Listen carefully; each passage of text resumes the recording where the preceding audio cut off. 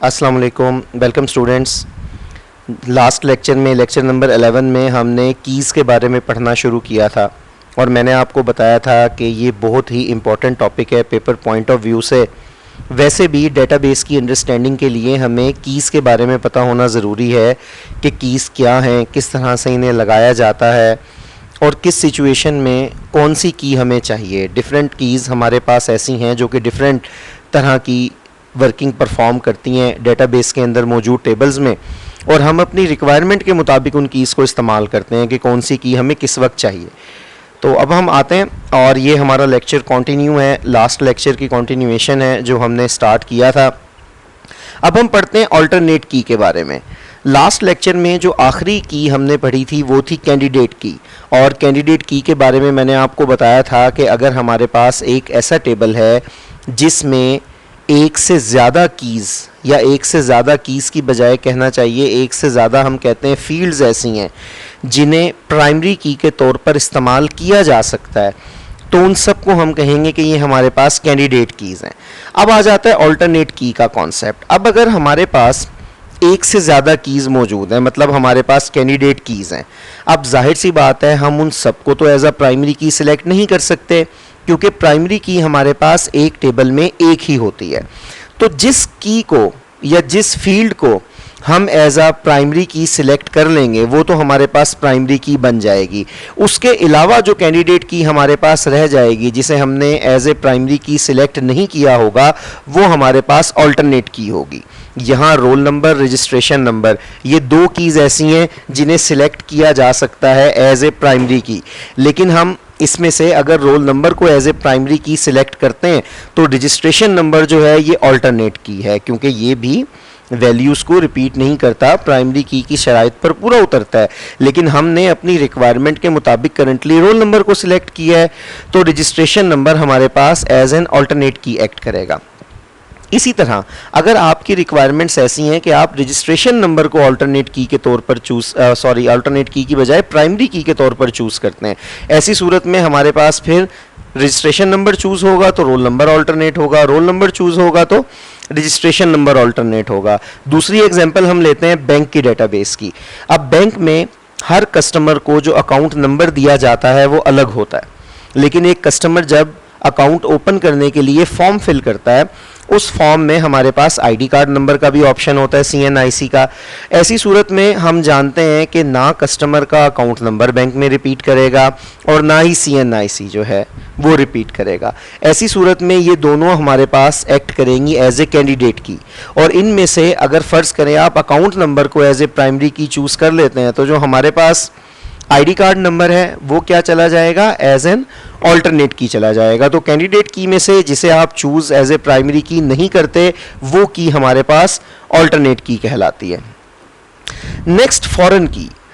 अभी तक स्टूडेंट्स जो जिन 4 कीज़ के बारे में हमने पढ़ा ये सब कीज़ ऐसी थी जिनका ताल्लुक किसी एक ही टेबल से था, ख्वाह वो प्राइमरी की है, ख्वाह वो हमारे पास कैंडिडेट की है, अल्टरनेट की है, मतलब ये सब कीज़ हमारे पास ऐसी थी जो कि एक ही टेबल में मौजूद है। अब हमारे पास जो कंकैटिनेट की है या कंपोजिट की है वो एक से ज़्यादा फील्ड से मिलकर बनती है, लेकिन वो जो एक से ज़्यादा फील्ड्स हैं वो भी हमारे पास एक ही टेबल में मौजूद होती हैं। यहाँ हम कॉन्सेप्ट डिस्कस करेंगे कि अगर हम एक टेबल का या एक रिलेशन का, डेटाबेस में मैंने आपको बताया था ये दोनों वर्ड्स ऑल्टरनेटिवली इस्तेमाल होते हैं, आप टेबल का लफ्ज़ भी कह सकते हैं और रिलेशन का लफ्ज़ भी कह सकते हैं। तो हमारे पास टेबल हो या रिलेशन हो, इन दोनों के दरमियान अगर आपने कोई रिलेशनशिप बनाना है तो वो रिलेशनशिप जिस की के ज़रिए बनता है वो हमारे पास फॉरेन की कहलाती है। ए फॉरेन की इज़ एन एट्रीब्यूट और set of attributes in a relation whose values match a primary key in another relation। एक टेबल में ये हमारे पास मौजूद हैं और दूसरे टेबल की प्राइमरी की से इनकी वैल्यू हमारे पास मैच करती है। इसकी एग्जांपल अभी हम आगे देखते हैं।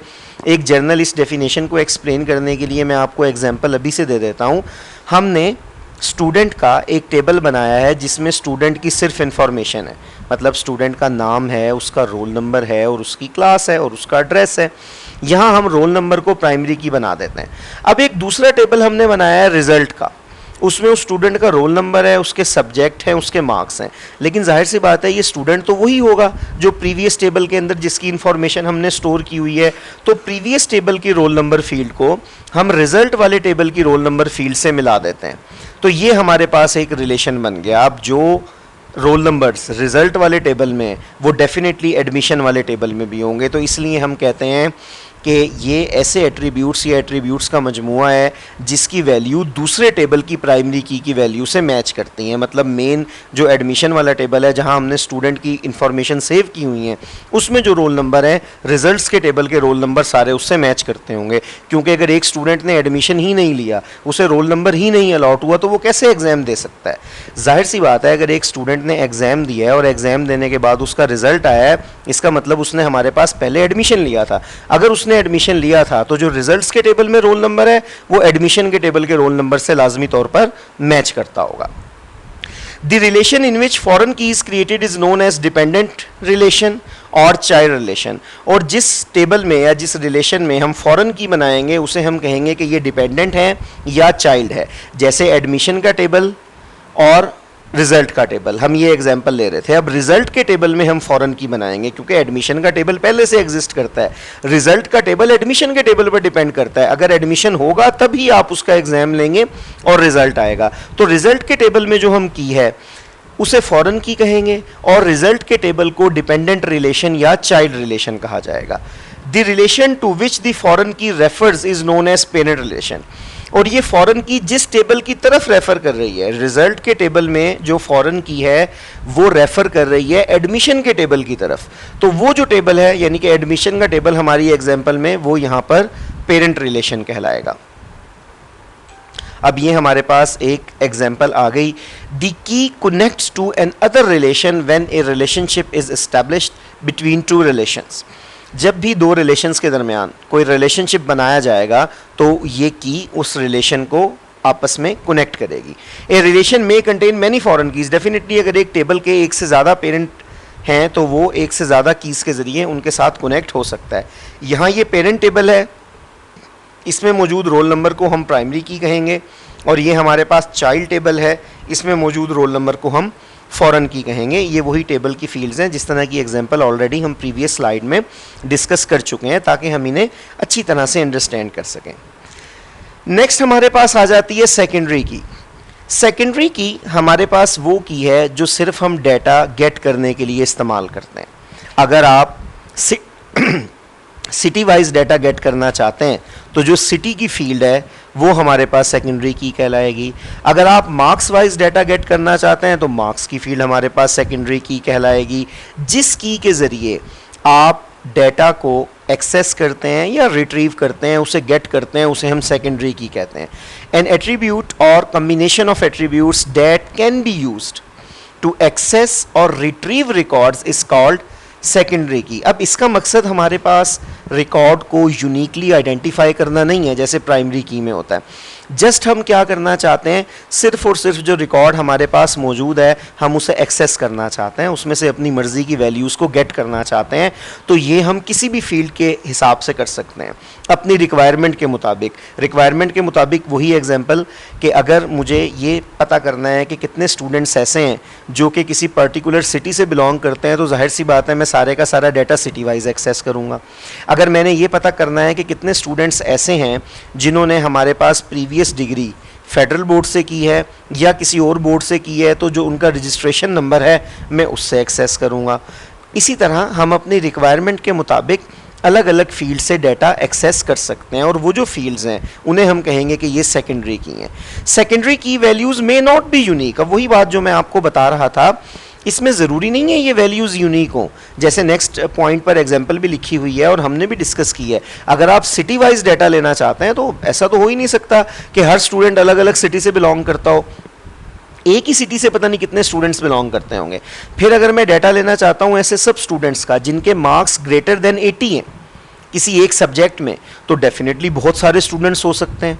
तो इसीलिए हमारे पास जो सेकेंडरी की है इसमें ये शर्त नहीं होती कि इसकी वैल्यूज़ यूनिक हो। दे कैन बी और दे कैन नॉट, हमारी रिक्वायरमेंट पर डिपेंड करता है। और लास्ट हमारे पास आ जाती है सॉर्ट और कंट्रोल की। इसके नाम से ही काफ़ी हद तक हम समझ सकते हैं कि ये क्या है। एन एट्रीब्यूट और set of attributes that is used to physically sequence the stored data is called sort और control। की physical sequence से क्या मुराद है, आप name wise data sort करना चाहते हैं alphabetical order में, तो हम नेम की फील्ड को कहेंगे कि ये सॉर्ट या कंट्रोल की है। आप रोल नंबर वाइज सॉर्ट करना चाहते हैं, नो डाउट रोल नंबर को हमने प्राइमरी की बनाया हुआ है, लेकिन इस वक्त roll number as a sort और कंट्रोल की भी एक्ट कर रहा है। आप मार्क्स के हिसाब से करना चाहते हैं कि जिस स्टूडेंट के मार्क्स सबसे ज़्यादा हैं वो पहले आ जाए और इसी तरह से सीक्वेंस हमारे पास चलती रहे। तो यहाँ हमारे पास जो मार्क्स की फील्ड है उसे हम कहेंगे कि ये सॉर्ट या कंट्रोल की है। तो कोई भी ऐसी फील्ड जिसके हिसाब से आप अपने टेबल में मौजूद डेटा को सीक्वेंस करना चाहते हैं physically, either in ascending order और इन डिसेंडिंग ऑर्डर, तो वो हमारे पास सॉर्ट या कंट्रोल की कहलाती है। Data can be stored in different ways according to the user requirements. Definitely अगर मैं स्टूडेंट्स देखना चाहता हूँ क्लास में टॉप 10 मार्क्स किसके हैं, तो मैं डेटा सॉर्ट करूंगा मार्क्स के हिसाब से। नॉर्मली हम डेटा सॉर्ट करते हैं अपने अटेंडेंस रजिस्टर्स पर रोल नंबर के हिसाब से। अगर मैं अल्फ़ाबेटिकली नेम वाइज करना चाहता हूं तो मैं कर लूँगा नेम के हिसाब से। तो हर चीज़ हमारे पास यूज़र रिक्वायरमेंट पर डिपेंड करती है कि यूज़र की रिक्वायरमेंट्स हमारे पास क्या हैं, वो किस तरह से डेटा को व्यू करना चाहता है, उसी तरह से हम कोई भी सॉर्ट या कंट्रोल की यूज़ करते हुए उसे सीक्वेंस कर। तो ये स्टूडेंट्स हमारे पास कीज से रिलेटेड एक टॉपिक था। 2 लेक्चर्स पर मैंने इसे इसीलिए डिवाइड किया था ताकि चीज़ों को हम ज़्यादा डिटेल से डिस्कस कर सकें, विद एग्जांपल्स डिस्कस कर सकें। तो इस टॉपिक को ज़रूर अच्छी तरह आपने पढ़ना है। कोई भी क्वेश्चन हो आप डेफिनेटली वो पोस्ट कर सकते हैं और हम क्वेश्चन को प्रॉपरली अंडरस्टैंड करने के बाद उसका सलूशन जो है वो हम आपस में डिस्कस करेंगे कि उसका सलूशन क्या हो सकता है। अल्लाह हाफ़िज़।